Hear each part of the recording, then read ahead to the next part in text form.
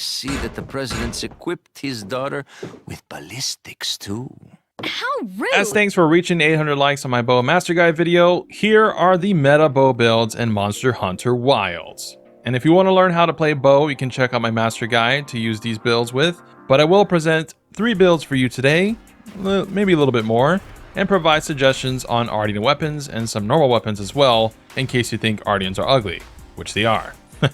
So leave a like to support the algorithm, and let's begin. Before going into builds, we might as well dump which weapons to use and what to upgrade first, so it's all in one section rather than having to repeat it for each build. Turns out, yeah, Elemental's bad for the most part, so just go all attack on the base parts and then mostly attack on the upgrades. Now some crit is fine, especially around 10% since some of the builds reach 100% crit with that, and unlike speedrunners, your fights are likely to take more than 2 minutes, so Corrupted Mantle, which is a whopping 30% crit, won't be up for you for at least half the fight, so you won't even reach 100% crit for more than 50% of the battle. Multiplayer hunts last about 5 to 7 minutes when I stream, and then you also won't be able to use the mantle again until like another 10 minutes, so crit still has value beyond the 5% base. If you get crit on your bow, it's fine.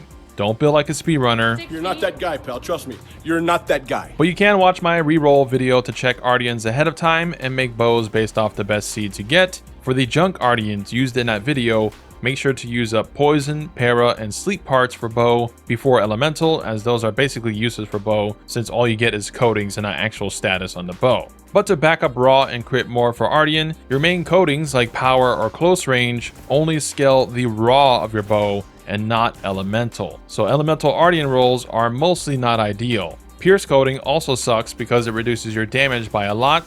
You shoot with arrows, but at 50% motion value loss versus the other coatings which actually boost your damage. So the only real case use of Pierce right now is against Arkveld, since his wings take like double damage from Pierce coating, but he doesn't really take elemental damage, like at all, except for his wings when they're lit up. So even in that case, I don't know about investing into elemental. So for the most part, I would not use Pierce bows. As for decos, I have tested things and it's basically this. You always have level 3 crit boost, full stop, and then the last level 3s are up to you. You can go level 5 attack on negative affinity bows, or you can go spread shot and then either crit boost 2 to reach crit boost level 5, level 3 Tetris shot hybrid with ballistics, or level 3 triple LE hybrid with ballistics. Depends on what you want to do and if you need ballistics, let's say for close range coating. So those are your deco combinations. But best in slot is pretty much spread plus level 5 crit boost. Now, normal weapons. Let's say an Artian is 220 raw, 10% crit, and 230 element, with 3 level 3 slots. A normal weapon has to beat that somehow. It's tough, I'm not gonna lie, but I will highlight 3 weapons. The rest I would say definitely have to go Artian. The first is Guardian de Shagama. This will be obvious, DP spam build. It's really strong, mostly because of the slots. Having ballistics and special ammo and 2 level 3s is just too good. So that is set in stone, that's gonna crush Artians even with the minus 15% crit. Next, Blagonga's bow. This is your ice bow instead of Artian because Artian comes with Pierce. This one's 230 raw, minus 10%, which sucks, but you get level 3 Tetris shot, Bandolier, which increases your crit and attack every 4th and 6th shot of a coating, and unlike the Ice Artian, you get close range coating, so that's 40% increased raw. So when you're looking for bows, you have to factor in the coatings too. And as a bonus, you get the poison coating, which is 300 damage over time when you proc poison, so not bad for a second coating on top. So for ice, I would go Blagonga. And the last bow is G-Arc. Close range coating, 240 raw, so 20 more than the average Artian, at the cost of negative 10% crit. But you do get 2 level 3 slots, which is nice. Focus is useless though. But the Dragon Artian bow only gets power coating, so this is also 10% more damage for close range, so I would probably go this bow instead of Dragon Artian. And I seen a speedrunner use it, so it's probably good. So those would be my only recommendations. Maybe Kongalala's bow if you wanted a lot of status procs, I guess. It's not too bad.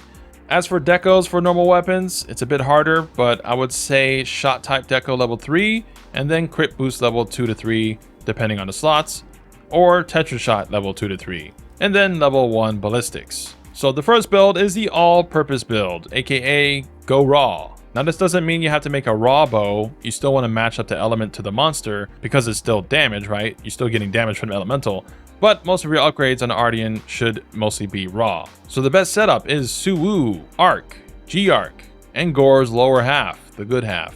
All Bijo Koseki, and just copy the decos you see here. From what I configured in this damage calc, this was the best setup. Adrenaline Rush with bow is super consistent. You proc it anytime you dodge and it lasts 30 seconds. Burst level 1 gives you 5 raw and some element, always a staple in any build that can attack fast, which bow does. Now, we do have less crit with only level 2 agitator, which only procs when a monster is angry. But in this calc, with a 220 raw, 10% Artian bow, I get 125.6 average, and with Corruption Mantle, I get 147.7 with crit boost 5. So with a 5% bow Artian, you get 65% crit tops, 35% plus Wex is 30%, which is not shown in the window. But with Mantle, that's 30% crit for 95% crit, or 100 if you get 10% crit on your bow. Even if I plugged in a negative affinity bow like Blaganga or G-Arc, this setup ironically is still the most optimal. Now, if you think you're not going to proc Adrenaline Rush,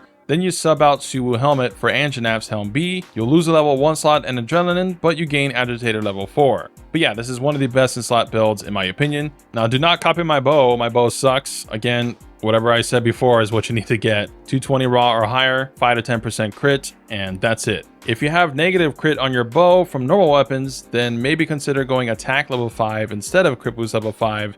And obviously copy the deco slots you saw earlier. But if you're not familiar, real quick, 2-piece gore and antivirus equals 25% crit when you clear Frenzy just by from attacking. So it's almost always a staple since getting crit is pretty hard for bow. But if you wanted an actual speedrunner setup, build number 2 has 4-piece gore and arc chests. 4-piece gore gives you plus 15 attack compared to the 2-piece, and you put in level 3 counter and 1 stamina surge, and this gives you a ton of raw and a tiny bit more LE than the first build with coalescence level 1, but less stamina surge. But with this, you're going to slap on Corruption Mantle at the start, then sneak attack, then get hit once or twice during the battle and gain like 30 raw for 45 seconds. But you can also remove the counters and put in 2 coalescence and get a stamina surge level 2, which would be more stable and usable, but obviously you lose a ton of raw. Now, I was going to present this build with latent power and Raidao toothpiece, but number wise it's just going to be worse than the gore setup, so no point in doing that.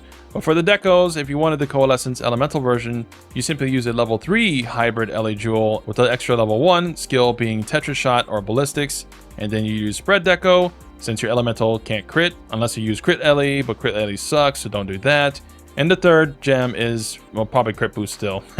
For the speedrun version, you would just go level 5 Crit Boost and Spread. Simple. Now, without factoring counters, this build is pretty much comparable to the first, but Gore's plus 15 attack is gated behind Cleansing the Frenzy versus the first build where you get a lot of the buffs early on, although Agitator is also conditional, so it's kind of 50-50. But with counter, obviously no contest, but you can also put counter in the first build, so they're kind of the same thing. But yeah, in multiplayer, don't use counter, please. We don't want you dying and ruining our rewards. And now, the last build.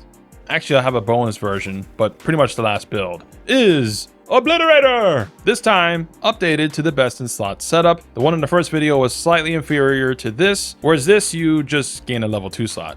But no ambush this time. I'm personally only going to use DP spam since I don't like power shot spam in this game.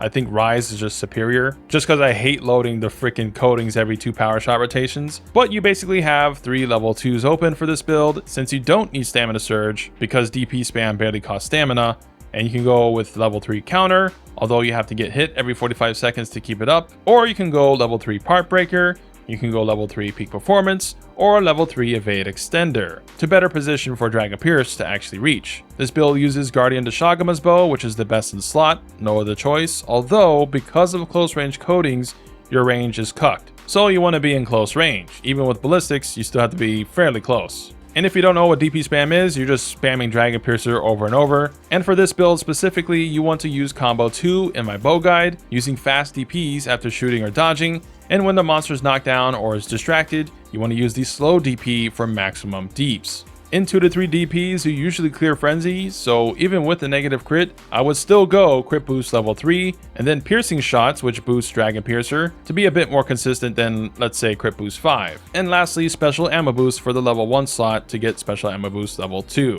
Yeah, that's Obliterator. And now for a fun, not meta, alternative, using the Artian Blast Bow. You're gonna go all attack on the Artian upgrades, no Ellie, because I don't think Blast is worth investing into. And in the level 2 slots under armor, just go full Part Breaker and you blow stuff up. Wings broken, tail severed, face smashed. So same exact armor as Obliterator, but just using the Artian Blast Bow instead, because you're gonna gain Blast while using power coating, unlike Dosha. And even with level 2 ballistics, this can shoot further away because of the power coating. So slightly better in multiplayer, question mark, and has more crit. So yeah, if you have the spare parts, why not? But that's my meta bow video. Again, not specifically all speedrunner builds, because speedrunners use ambush and counter-strike or even heroics. But for the 30 to 60,000 people that watch this, you're likely just an average player. And you want to play multiplayer, right? Which extends the time of your hunts, and things like ambush and corruption mantle are rendered less effective. So this is with you guys in mind, unless all you guys play solo and are god gamers, I don't know. But comment down below any alternative setups that could be better. I doubt it. And well, do you plan to use Artians? To Artian or not to Artian? That is the question. But watch my bow guide if you haven't, and if this video gets 800 likes, I'll make a raw and foray longsword build video next. So likey and subscribe for more Wilds epicness.